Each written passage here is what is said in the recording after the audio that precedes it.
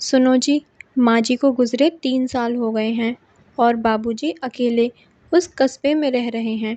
आपको अपने पिता की जरा भी चिंता है या नहीं? पुष्पा अपने पति आलोक से कहती है। आलोक आश्चर्य से बोला, क्या बात है? आज अचानक तुम्हें बाबूजी की चिंता कैसे होने लगी? माँ के रहते जब वे दोनों यहाँ आते थे, तब तो तुम्हें वो बिल्कुल नहीं सुहाते थे। फिर आज अचानक मेरे बाबूजी की चिंता, आखिर बात क्या है? पुष्पा हकलाहट से बोली, वो पुरानी बात है। सच कहते हैं लोग, बहू अगर अच्छा सोचे तब भी कोई भरोसा नहीं करता। और पहले की बात अलग थी। बच्चे छोटे थे, कितने काम होते थे। आपको क्या समझ में आएगा कि एक औरत को कितने काम होते हैं। अब बच्चे कुछ बड़े हो गए हैं और पहले तो माँ जी उनका ख्याल रखती थी, अब वो भी नहीं हैं। उस कस्बे में जहाँ ना तो चिकित्सा के अच्छे साधन हैं, ना ही खाने पीने के। सोचिए बाबूजी वहाँ नौकरों के साथ कैसे रहते होंगे। और फिर रिश्तेदार क्या कहेंगे कि बेटा उन्हें 2 रोटी भी नहीं खिला सकता। मैं तो कहती हूँ अब उन्हें यहाँ ले आइए बस। इतना कहकर पुष्पा चली गई। आलोक को बड़ा आश्चर्य हुआ। वो सोचने लगा कि आखिर पत्नी के व्यवहार में इतने परिवर्तन का कारण क्या हो सकता है। फिर उसने सोचा, हो सकता है समय के साथ व्यवहार में बदलाव आ गया हो। यही सोचकर वह खुश हो गया और अपने पिता को फ़ोन करके उनका हालचाल पूछने लगा और बोला, पापा अब बहुत हुआ काम। आप नौकरी छोड़कर हमारे साथ रहिए। कितने दिन अकेले रहेंगे और नौकरों के हाथ का खाना कब तक खाएंगे? मैं आपको भरोसा दिलाता हूँ, यहाँ आपके सम्मान में कोई कमी नहीं होगी। आलोक के पिता राम उदय बाबू बोले, बेटा आलोक, तुम्हारी माँ सही कहती थी। तुम बहुत सीधे हो। शायद तुम्हें याद नहीं कि अगले महीने मैं रिटायर हो रहा हूँ, पर इसकी खबर मैंने बहू को दी थी। हो सकता है व्यस्तता के कारण वो तुम्हें बताना भूल गई हो। एक पल को आलोक का दिमाग ठनका। फिर उसने सोचा, नहीं नहीं, इस लोभ में पुष्पा पापा को अपने पास रहने नहीं बुला रही होगी। हो सकता है वो सच बताना भूल गई हो। इधर पुष्पा अपनी माँ को फ़ोन करके बोली, माँ, तुम्हारे दामाद बिल्कुल बुद्धू हैं। उन्हें तो इतना भी याद नहीं कि उनके बाबूजी रिटायर होने वाले हैं। बेकार में वहाँ मकान घेर कर रखा है। वहाँ से हटेंगे तो मकान को किराए पर चढ़ा दूंगी या फिर बेच दूंगी। और फिर रिटायरमेंट के पैसे भी तो मिलेंगे। एक बार बस वो पैसे अपने पोते के नाम कर दें, उसके बाद चाहे जो हो, मुझे क्या फ़र्क पड़ता है।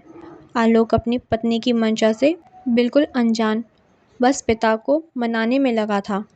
पापा, अब मैं भी अच्छा खासा कमाता हूँ, क्या आप हमारे साथ नहीं रह सकते? आपकी बहू भी कह रही थी कि बाबूजी को यहाँ ले आओ।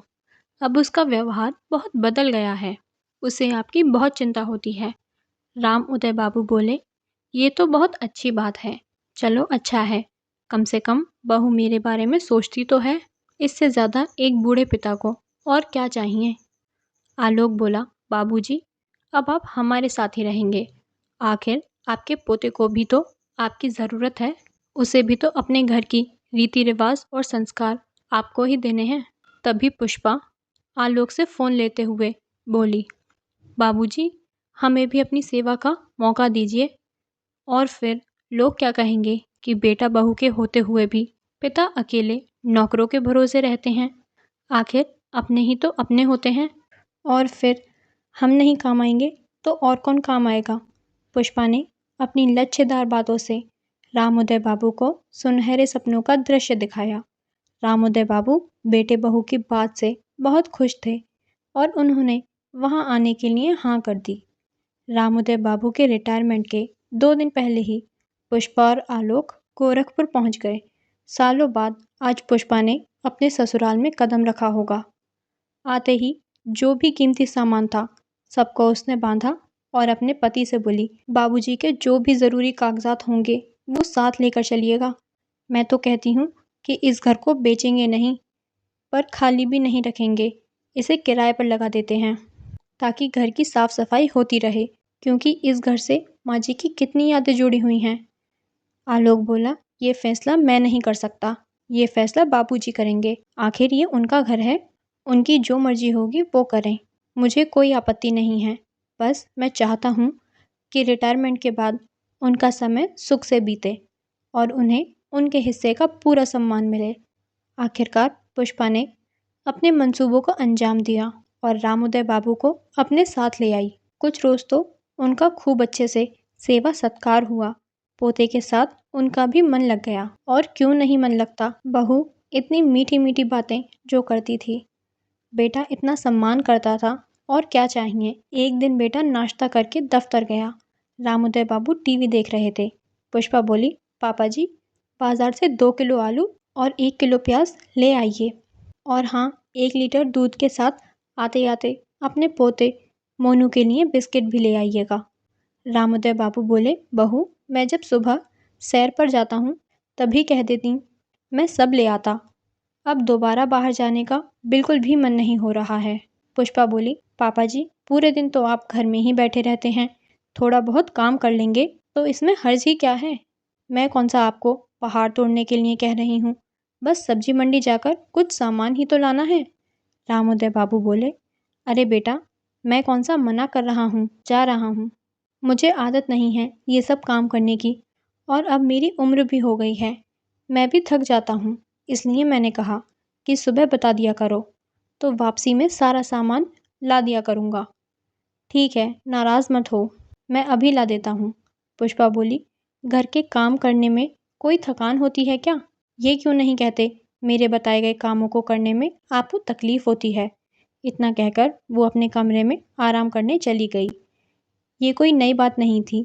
वक्त के साथ ऐसा रामोदय बाबू के साथ अक्सर हो रहा था। बेटा जब तक घर में रहता पिता का बहुत ध्यान रखता था। बेटे के रहते जो बहू चाशनी में डूबी बातें करती थी, वो उसके जाते ही व्यंग भरी बातों से रामोदय बाबू के मन को घायल करती थी। बेटे से वो कुछ कहते नहीं थे क्योंकि उन दोनों के बीच कलह का कारण वो बनना नहीं चाहते थे, इसलिए चुप रह जाते थे। जब तक पत्नी थी बड़े सुख चैन की जिंदगी वो जीते थे। सब कुछ कितना अच्छा चल रहा था, परंतु अचानक आए हार्ट अटैक के कारण पत्नी दुनिया को छोड़कर चली गई और रामोदय बाबू अकेले रह गए। बाजार जा रहे रामोदय बाबू सोच रहे थे कि अब वे करें तो क्या करें। ये सब काम उन्होंने कभी किए नहीं थे। जो काम बहू पहले मीठा बोलकर करवाती थी, वही काम अब ताने देकर करवा रही है। एक रोज तो हद ही हो गई जब आलोक की अनुपस्थिति में पुष्पा रामोदय बाबू से बोली, पापा जी आज काम वाली बाई नहीं आएगी तो अपने बर्तन धो लीजिएगा, और हाँ देखिएगा अगर सिंक में 1-2 बर्तन एक्स्ट्रा हो तो उन्हें भी धो दीजिएगा। रामोदय बाबू सोच में पड़ गए कि उनकी माँ ने कभी उनसे बर्तन नहीं मंजवाए थे। पत्नी ने कभी बर्तन मांजने को नहीं कहा, और आज ऐसे दिन आ गए हैं कि बहू मुझसे बर्तन मंजवाएगी। आलोक के आते ही वही पुष्पा इस तरह से बदल जाती थी मानो वो एक स्त्री न होकर 2-2 स्त्री की किरदार निभा रही हो। एक रोज रामोदय बाबू सुबह की सैर करके आए तो थककर लेट गए। आलोक उस वक्त घर में ही था। उसने कहा, क्या बात है पापा, आज आप थके थके लग रहे हैं। उन्होंने कहा, बेटा आज जब मैं सैर पर गया था तो मुझे चक्कर आने लगे थे। आलोक बोला, पापा 2-3 दिन बाहर मत निकलिएगा, थोड़ा आराम कीजिए, गर्मी बढ़ गई है, हो सकता है इसी वजह से आपको चक्कर आ गए होंगे। इतना कहकर आलोक अपने काम पर निकल गया। कुछ देर बाद पुष्पा आई और रामोदय बाबू से सब्जी लाने को कहा। उन्होंने कहा भी कि बहू मेरी तबीयत ठीक नहीं है। पुष्पा बोली, सब्जी नहीं लानी है तो मत लाइए, कम से कम तबीयत खराब होने का बहाना तो मत कीजिए। अब घर में रह रहे हैं तो कुछ तो काम करना ही होगा। रामोदय बाबू बोले, ठीक है बहू, मुझे कुछ खाने को दे दो, थोड़ी सी ताकत आ जाए तो जाकर बाजार से सामान ले आता हूँ। पुष्पा ने 2 रोटी और सब्जी लाकर उनके सामने रख दी। रामोदय बाबू बेचारे चुपचाप खाना खा सब्जी लेने के लिए निकल गए। उसी अवस्था में वो सब्जी लेकर वापस आ रहे थे। उनकी हालत परस्त हो रही थी। किसी तरह वो घर आए और सब्जी टेबल पर रखकर अपने कमरे में जाकर बिस्तर पर पसर गए। पत्नी की तस्वीर को सीने से लगाकर फफक फफक कर रोने लगे। क्यों मुझे छोड़ गई अकेला? तुम जानती थी मैं तुम्हारे बिना कुछ नहीं कर पाऊंगा, फिर मुझे किसके भरोसे छोड़ गई? पुष्पा अपने कमरे से निकल कर आई और बोली, पापा जी, ये रोकर क्या जताना चाहते हैं कि हम आपके साथ अच्छा व्यवहार नहीं करते हैं? 2 वक्त का खाना मिल रहा है, सोने के लिए जगह मिल रही है और इस बुढ़ापे में इससे ज़्यादा आपको क्या चाहिए? और इससे ज़्यादा मैं तो नहीं कर पाऊँगी। अगर आप अपने बेटे की गृहस्थी तोड़ना चाहते हैं तो उनसे मेरी शिकायत कर दीजिए। इतना कहकर वो चली गई। शाम में बेटा घर आया। उसने पिता का हालचाल पूछा। उसने उन्हें दवाई दी।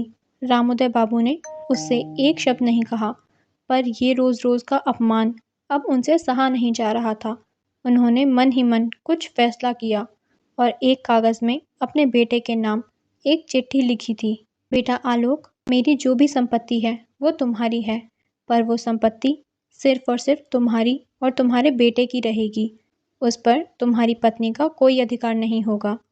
मुझे सरकार पेंशन देगी, उससे मेरा जीवन यापन आराम से हो जाएगा। अब तुम्हारे घर में मैं एक पल भी नहीं रह पाऊँगा, क्योंकि जहाँ मुझे सम्मान की सूखी रोटी मिलेगी, वहीं मैं जीना चाहता हूँ। अपमानजनक कचौड़ी से अब मेरा मन भर गया है। मुझे माफ़ करो और अपनी ज़िंदगी मुझे अपने तरीके से जीने दो। यहाँ आकर मैं इतना तो जान ही गया हूँ कि हकीकत दिखाए गए सपनों से बिल्कुल विपरीत होती है। आखिरकार इतने अपमान के बाद रामोदय बाबू ने आलोक का घर चुपचाप छोड़ दिया। रोज़ाना की तरह आलोक अपने पिता के कमरे में गया। उन्हें वहाँ न पाकर वो चिंतित हुआ।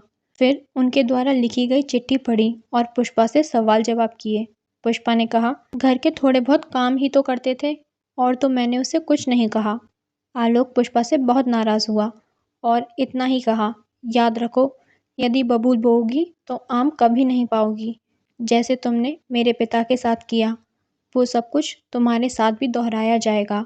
आज मेरी माँ मेरे पिता के दुख में शामिल नहीं हो पा रही हैं। हो सकता है तुम्हारे दर्द को बांटने के लिए मैं भी नहीं रहूँगा। आलोक अकेले पिता से मिलने गया, उनसे माफ़ी मांगी। पिता ने यह कहकर उसे वापस भेज दिया कि मैं अपनी ज़िंदगी जी चुका हूँ, बस इतना ही कहूँगा। अपने बच्चों को अच्छे संस्कार दो और अपनी गृहस्थी संभालो। मेरा बचा हुआ समय यहाँ खुशी से बीत जाएगा। खाने भर के लिए पैसे मुझे मिल जाते हैं, तो मुझे अब किसी चीज़ का लोभ नहीं है। आज तक सम्मान से जीता आया हूँ, सम्मान से आंखें बंद हो जाएं, बस इतनी ही कामना करता हूँ। निराश आलोक वापस लौट आया और उसके बाद उसके घर में पुरानी खुशियाँ, वो हंसी मजाक मानो रूठ ही गया हो। रामोदय बाबू ने बहू की इस हरकत के लिए उसे कभी माफ़ नहीं किया। बेटे और पोते से वो मिलते थे, परंतु बहू को अपनी चौखट पे दोबारा कदम नहीं रखने दिया। इस कहानी के बारे में आपका क्या विचार है, हमें कमेंट करके ज़रूर बताएं। कहानी अच्छी लगी हो तो लाइक कीजिएगा और चैनल को सब्सक्राइब करना ना भूलिएगा। धन्यवाद।